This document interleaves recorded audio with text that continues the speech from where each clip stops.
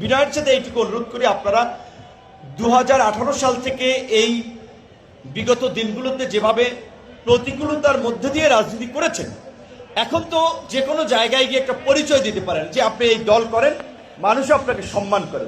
কিন্তু একসময় এই দল করেন, এই পরিচয় দিলে অনেকে ব্যবসা বাণিজ্যে ক্ষতির সম্মুখীন হয়েছেন, শারীরিকভাবে মানসিকভাবে লাঞ্ছিত হয়েছেন, বিভিন্নভাবে নিগৃহীত হয়েছেন। এখন তো সেই সুযোগটা নেই।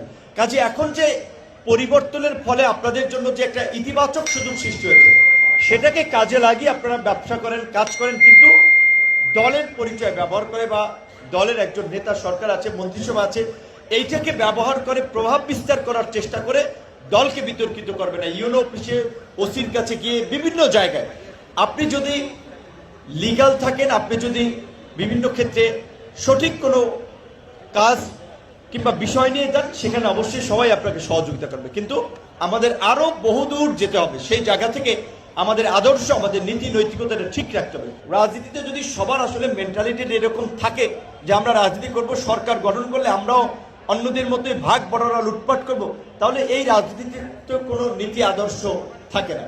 তো কাজে আমরা একটা নৈতিক মূল্যবোধ সম্পন্ন রাজনীতি আমরা মানুষের সামনে দাঁড় করাতে চাই। সেজন্য আমি বলবো, এতদিন আপনারা যেভাবে চলেছেন, ব্যবসা বাণিজ্য করেছেন, কাজকর্ম করেছেন, সে একইভাবে আপনারা পরিচালিত হবেন। এখানে দলের কাছে খুব বেশি এক্সপেক্ট করার কিছু নাই।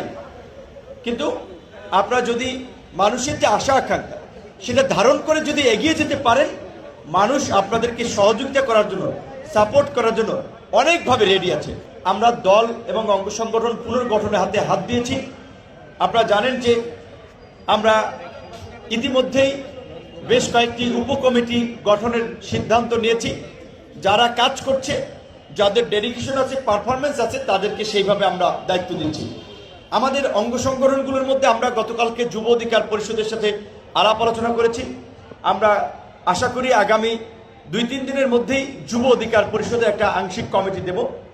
অনেকেই যেটা মনে করতে পারেন বা বলতে পারেন, আমরা একটা গণতান্ত্রিক চর্চার মধ্যে দিয়ে আমাদের রাজনীতি এবং কমিটিগুলো শুরু করেছিলাম।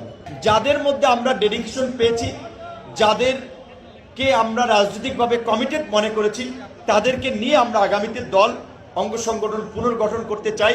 তারই অংশ হিসেবে যুব অধিকার পরিষদের নতুন কমিটি হবে, আমাদের আইনজীবী অধিকার পরিষদের নতুন কমিটি হতে যাচ্ছে, পেশাজীবী অধিকার পরিষদের নতুন কমিটি হবে, একই সাথে কেন্দ্রীয় কমিটিও পুনর্গঠন হবে, জেলা বিভাগের দায়িত্ব পুনর্বন্টন হবে।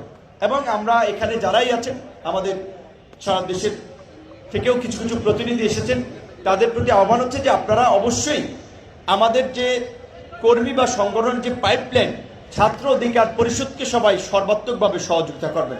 এই যে 24-এর গণ অভ্যুত্থান, যেই ছাত্র আন্দোলনকে কেন্দ্র করে তৈরি হয়েছে বা আজকের পট পরিবর্তন, আমরা তো ছাত্র আন্দোলন, ছাত্র রাজনীতির মাধ্যমে এই জায়গায় এসেছি। সুতরাং ছাত্র সংগঠনকে যদি আমরা শক্তিশালীভাবে না দাঁড় করাতে পারি, তাহলে আমাদের রাজনীতির ভালো সম্ভাবনা তৈরি হবে না।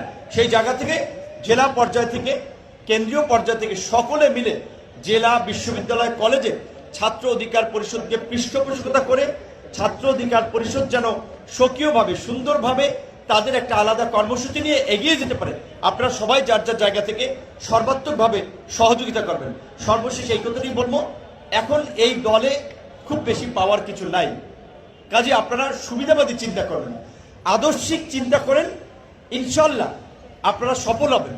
আমরাই বাংলাদেশে একটা সফলতার নজির রেখেছি।